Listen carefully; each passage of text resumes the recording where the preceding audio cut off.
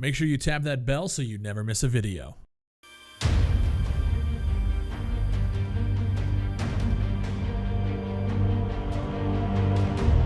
What's going on, ladies and gentlemen? Welcome back to the channel. All right, guys, I want to talk about Boss Key Productions. You guys know Cliff Bleszinski. They just dropped Radical Heights here into early access about a month ago. Cliff came out on Twitter and said that Boss Key Productions is now shutting its doors. Radical Heights will remain online for the near future, but everything's kind of all up in the air.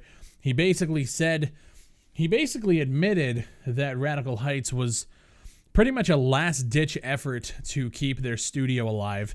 And I'm torn on the decision to release Radical Heights in the first place when you knew that your studio was in this kind of like in a dire straits that it was.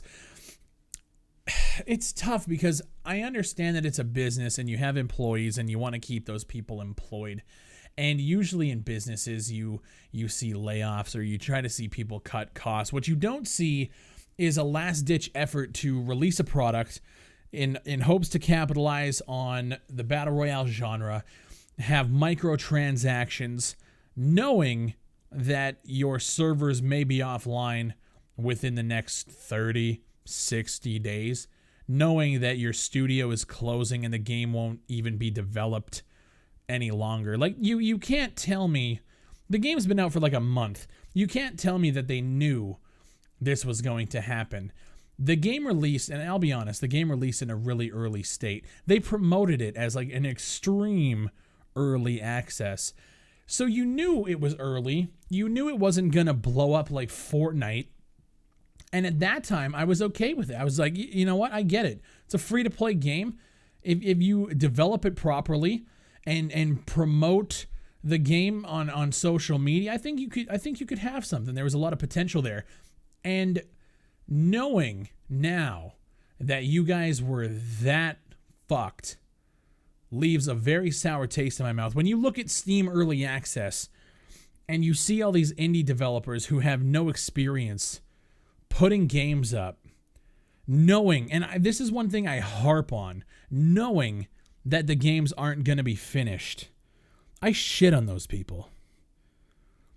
But seeing it from somebody like Boss Key, somebody like Cliff Bleszinski, who has made it in this industry, and all the respect in the world to him, the decision to release this game, knowing what state your studio was in, was a scumbag thing to do.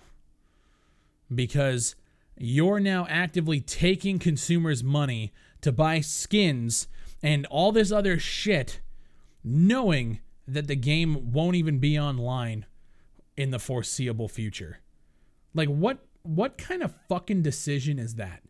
If you can't cut any more costs at your studio, if you can't lay anybody off, you don't actively try to steal from the community, because essentially everyone who's tried to support you in this dire situation that we didn't know about, those skins are gone within, 3 months? Everything that we've bought is gone within 3 months. Now, I didn't buy anything. Don't fucking question that. But I get it that these things are digital and eventually they will go away. But when your going away party is happening 30 or 60 days after the game launches, it's a pretty shady thing to do. Well, at the same time, like I said, I'm twisted because I understand you have to make a profit. It's a business, right? You have to try and stay afloat. Unfortunately, you guys did it in the worst way possible. And I'm actually really disappointed in Cliff Bleszinski, in Boss Key, because I saw potential in the game. I knew it was early. It was free to play, so there was no risk to jump in. But the people who did spend money on the microtransactions because they genuinely enjoyed it, man, that's unfortunate for them. And don't tell me that it's a risk that you're willing to take as a consumer, because you guys knew as a studio that you were going to be probably closing down within the next 60 days. right? Unless this thing blew up to Fortnite levels where you're pulling in millions of dollars, which you should have known that it wasn't.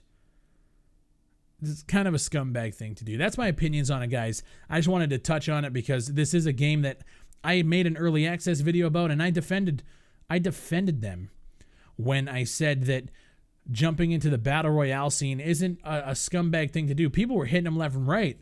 And I said Fortnite was the one that did it. H1Z1 did it. Everybody before them did it. So I don't see what's wrong with them.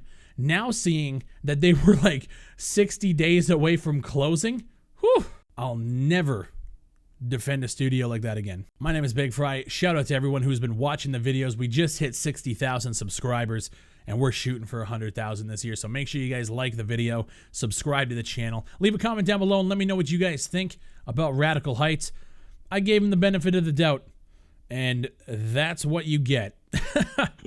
I'll see you on the next one.